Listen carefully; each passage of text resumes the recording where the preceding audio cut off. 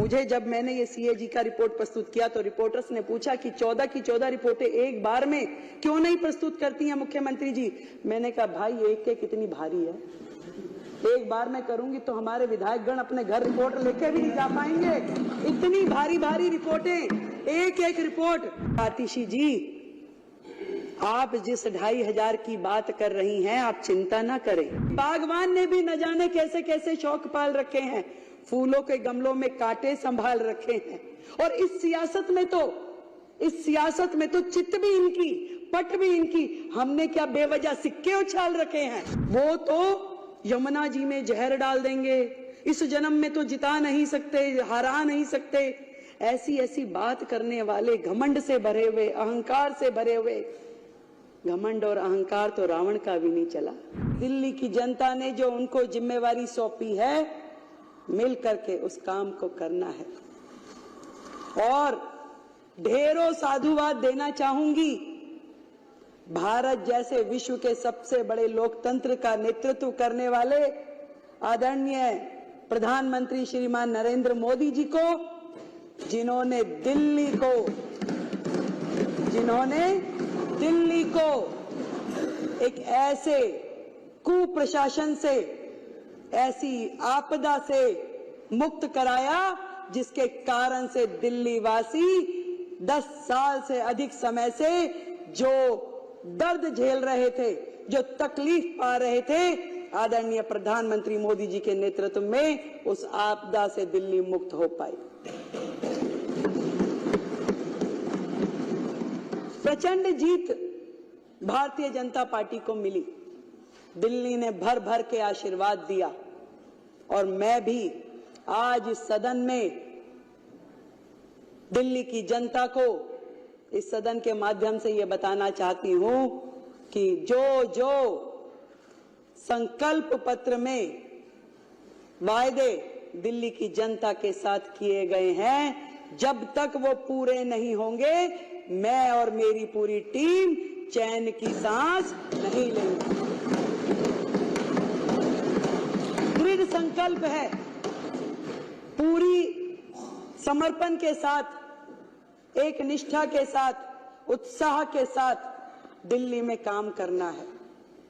वो लोग जो पहले इस सदन का उपयोग केवल और केवल माननीय उपराज्यपाल जी को, माननीय प्रधानमंत्री जी को आपत्तिजनक, अपमानजनक, अभद्र शब्दों का इस्तेमाल करते हुए इस सदन का उपयोग करते थे, आज इस सदन का उपयोग दिल्ली की जनता की भलाई के लिए, योजनाएं बनाने के लिए, उनके क्रियान्वयन के लिए और दिल्ली को विकसित दिल्ली बनाने के लिए इसका उपयोग होने वाला है। माननीय अध्यक्ष जी, आज आपके माध्यम से मैं ये कहना चाहती हूँ,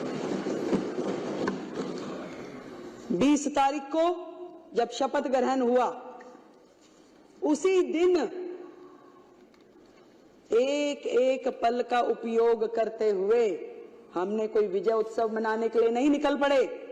हम आए सचिवालय में, हमारी पूरी टीम ने अपना ऑफिस का कार्यभार संभाला। हमने पहली कैबिनेट की मीटिंग पहले दिन, शपथ वाले दिन ही करी, और जिसके कारण से पिछली सरकार के कारण से लंबित आयुष्मान योजना को हमने पहली कैबिनेट मीटिंग में पास किया। हम घर नहीं गए कि मिठाई खानी है, खिलानी है, ढोल बजाने हैं। हम लोग उस दिन पूरा दिन अलग अलग विभागों की मीटिंगों में लगे रहे। हम गए यमुना जी पे आरती करने के लिए, अपना संकल्प दोहराने के लिए कि हे मां यमुना, जो हमने वायदा किया है, जो हमारे प्रधानमंत्री जी ने यमुना जी के लिए स्वप्न देखा है, जो दिल्ली की जनता का अधिकार है, इस यमुना मां को स्वच्छ बनाने के लिए पूरा काम कर लेंगे। हम पूरा दिन उसी काम में लगे रहे।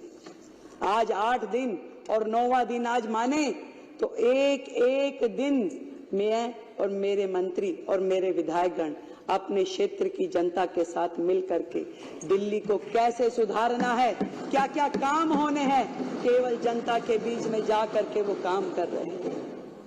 इससे पहले ये लवली जी ने सदन में एक बात कही थी, वो बिल्कुल सही बात है। कि पहले जनता को अपेक्षाएं शायद बड़े बड़े प्रोजेक्ट की होती थी कि भाई कम्युनिटी हॉल बना दीजिए, कॉलेज बना दीजिए, स्कूल बना दीजिए, पर 10 सालों में जनता इस लेवल पे आके खड़ी हो गई कि वो कहती कि मेरा सीवर साफ करा दो, मेरी नाली बनवा दो, मेरे गड्ढे भरवा दो। इस कदर दिल्ली की जनता को परेशान करके वर्षों पीछे धकेलने वाली सरकारें आज यहाँ पर नहीं है।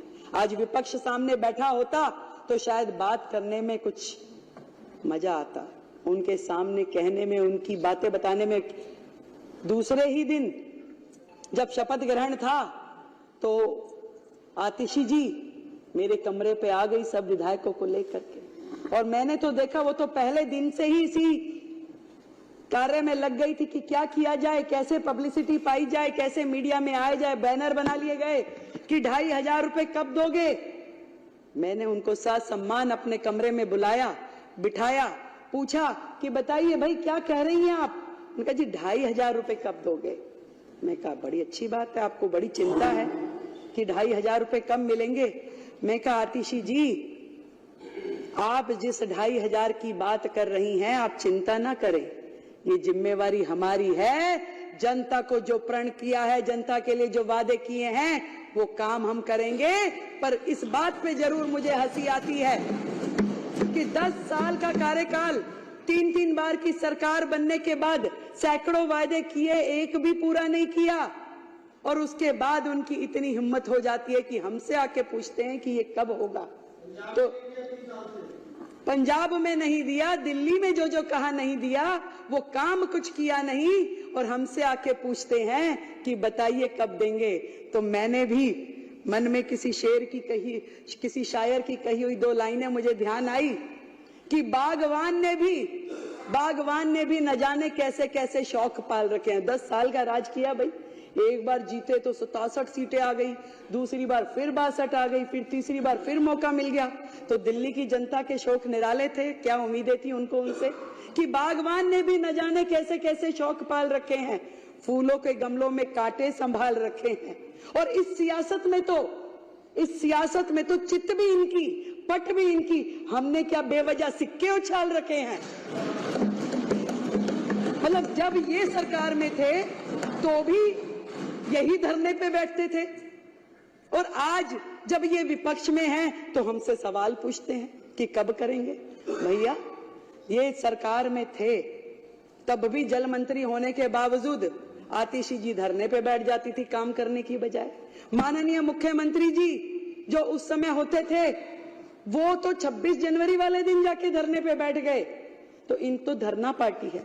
इन्होंने अपने कार्यकाल में केवल प्रेस कॉन्फ्रेंस, केवल बाइट देना, केवल इंस्टाग्राम ट्विटर पे पोस्टर डालना और मनगढ़ंत कहानियां बनाना, इसके अलावा किया क्या है। इनके विचार, इनकी सोच जिस कदर स्पीड में चलती है उसको तो कोई फॉलो नहीं कर सकता भाई। वो तो यमुना जी में जहर डाल देंगे, इस जन्म में तो जिता नहीं सकते, हरा नहीं सकते, ऐसी ऐसी बात करने वाले, घमंड से भरे हुए, अहंकार से भरे हुए। घमंड और अहंकार तो रावण का भी नहीं चला, तो ये क्या चीज थे। जनता ने एक बार में दिखा दिया कि जनता जब चाहती है तो सर पे भी बिठाती है, और जनता के दिल में से उतर जाओ तो वो सड़क पे भी ला देती है। तो धरने की पार्टी फिर से धरने पे जा बैठी। मैं तो कहती हूँ ये जनता का काम है, जनता ने जो किया है वो उनको समझना पड़ेगा। चैलेंजेस बहुत हैं, बहुत सारी कठिनाइयां हैं, और मैं तो इतना समझ पाई कि जो आतिशी जी बार बार कह रही थी कि कब देंगे कब देंगे, क्योंकि उन्हें पता है कि वो जो सिस्टम छोड़ के गई हैं, जो खजाने खाली करके गई है, वो भी ये सोचती है देंगे कैसे, जरा पूछे तो सही कब देंगे। परंतु मैं पूरे विपक्ष को ये बताना चाहती हूं कि आज आप जिस भी परिस्थिति में दिल्ली को छोड़ के गए हैं, दिल्ली के लिए जो काम हमें करने हैं, दिल्ली को, नरेंद्र मोदी जी का जो स्वप्न है, जो विजन है दिल्ली के लिए, विकसित दिल्ली का, उसको पूरा करने के लिए हमें जो भी करना पड़ेगा इस दिल्ली के लिए हम करेंगे। दृढ़ता के साथ, संकल्प के साथ, मेहनत के साथ, ईमानदारी के साथ हर एक काम को किया जाएगा। आप लोगों के जैसे नहीं, क्योंकि आपको वादे तो करने आते हैं, निभाने नहीं आते थे। आपको दिल्ली की जनता का दर्द का प्रचार करना तो आता था, परंतु उसके लिए काम करना नहीं आता था। आज हम दिल्ली की जनता का जो दिल का दर्द है उसका एहसास भी हमें है और उसका उपचार भी हम करेंगे, ये मैं आज आपको बताना चाहता हूं। जो चीजें, जो काम मैंने देखा अपने पूरे कार्यकाल में, पिछली सरकार ने अपनी बुद्धि का इस्तेमाल केवल जनता को बेवकूफ बनाने के लिए किया। बेवकूफ बनाती रही, कहती रही, वर्गलाती रही, और जब जब काम नहीं हुआ तो गलियाती रही। कभी राज्यपाल जी का नाम लेके, कभी प्रधानमंत्री जी का नाम लेके। तो जनता ने सोचा कि भाई जब करना उन्होंने ही है तो उन्हीं के हाथों में सत्ता सौंप देते हैं। तो इस बार पूर्ण बहुमत की जो सरकार जनता ने बनाई है, दिल की गहराई से मैं दिल्ली की जनता का बहुत बहुत धन्यवाद करती हूं। और कहना चाहूंगी जितने काम दिल्ली में करने वाले हैं, देखिए केजरीवाल साहब ने अपना बंगला, अपना शीश महल तो बना लिया, पर ये नहीं सोचा कि लाखों लोग जो झुग्गियों में रहते हैं, जो सड़कों में रहते हैं, जिनके सर पे छत नहीं है, उनके लिए क्या करना है। उनके लिए, उनको छत मिले, उन्हें घर मिले, उसके लिए उन्होंने कोई काम नहीं किया। वो केजरीवाल साहब जो अपने घर का टॉयलेट बनाने के लिए करोड़ों रुपए खर्च देते हैं, दिल्ली के झुग्गीवासी किन शौचालयों का उपयोग कर रहे हैं। आज दिल्ली देश की राजधानी है, फिर भी दिल्ली में सबसे ज्यादा ओपन डेफिकेशन है। ये शर्मनाक हरकत, ये शर्मनाक काम का जिम्मेदार वो सरकार है जिसका राज पिछले इतने साल रहा। एक भी काम वो बताए कि उन्होंने अपने कार्यकाल में शुरू किया और उसे खत्म किया। बची कुची रोटियां, बचे कुछ टुकड़े जो शीला दीक्षित जी के समय के थे, उन्होंने केवल उसी का प्रचार प्रसार किया कि हमने ये कर दिया, हमने वो कर दिया। झूठा फ्रॉड शिक्षा का मॉडल, जिसमें बेचारे बच्चे फेल होते रहे, ड्रॉप आउट होते रहे, परंतु उनका भविष्य अधर में लटका रहा और ये अपना प्रोपोगंडा करते रहे, हमारा शिक्षा का मॉडल। दिल्ली की जनता से पूछो जाके कौन सा शिक्षा मॉडल की बात कर रहे हैं। अभी आशीष भाई ने बताया कि कितने ज्यादा ये लोग केवल अपना सर्वस्व, मैं। केजरीवाल जी ने दिल्ली की जनता के बने हुए उन मकानों में उनको जाने नहीं दिया, उन झुग्गी वासियों को, क्योंकि वो मुख्यमंत्री आवास योजना के नाम से घोषित नहीं हुए। पैसा सरकार देगी, केंद्र की सरकार, नाम तुम्हारा देंगे भाई। ऐसा कहां होता है? तुम लगाते, तुम करते, तुम उसमें अपना नाम लिखते। तुमने तो छोटी छोटी चीजों पे, यानी कि इस सदन में व्हाइट वॉश हुई, उसका भी पत्थर माननीय मुख्यमंत्री जी ने यहां लगा करके छोड़ा हुआ है। तुम तो नाम के इतने भूखे हो। तुमने दिल्ली की जनता को आयुष्मान योजना से महरूम रखा क्योंकि तुम्हारा नाम उसमें नहीं था, उसमें प्रधानमंत्री आयुष्मान योजना था, इसलिए दिल्ली की जनता को तुमने वो मिलने नहीं दिया। पूरे देश की जनता को आयुष्मान का लाभ मिला, पर दिल्ली की जनता उससे महरूम रही, सिर्फ और सिर्फ तुम्हारे अहम के कारण। आज दिल्ली की जनता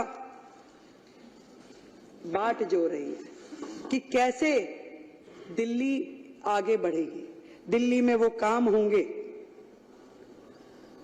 मैंने बहुत सारे अधिकारियों से मेरी बात हुई, मतलब वो सरकार जो अपने ही अधिकारों को मारती पीटती थी, गाली गलौज करती थी, कैसे काम होते उस सरकार में। अपने ही चीफ सेक्रेटरी को घर में बंद करके पीटना, ये तो माननीय मुख्यमंत्री जी ही कर सकते थे। ऐसे लोग जो इस राज्य से कर वसूल करके दूसरे राज्यों में चुनाव में जाके खर्च करते थे, केवल एजेंडा था कलेक्शन हो जाए और उसके बाद खर्च कहां करना है वो कोई नहीं जानता था। मुझे जब मैंने ये सीएजी का रिपोर्ट प्रस्तुत किया तो रिपोर्टर्स ने पूछा कि 14 की 14 रिपोर्टें एक बार में क्यों नहीं प्रस्तुत करती हैं मुख्यमंत्री जी। मैंने कहा भाई एक कितनी भारी है, एक बार में करूंगी तो हमारे विधायकगण अपने घर रिपोर्ट लेके भी नहीं जा पाएंगे। इतनी भारी भारी रिपोर्टें, एक रिपोर्ट जिसका वजन पता नहीं, हो सकता है ये 3-4 किलो तो लग ही रहा है मुझे। तो इतने पेपर पढ़ना उनको समझना, तो एक एक करके निकाल रहे हैं तो उनकी सांसें ऊपर नीचे हो रही है और उनकी इतनी हिम्मत नहीं है कि वो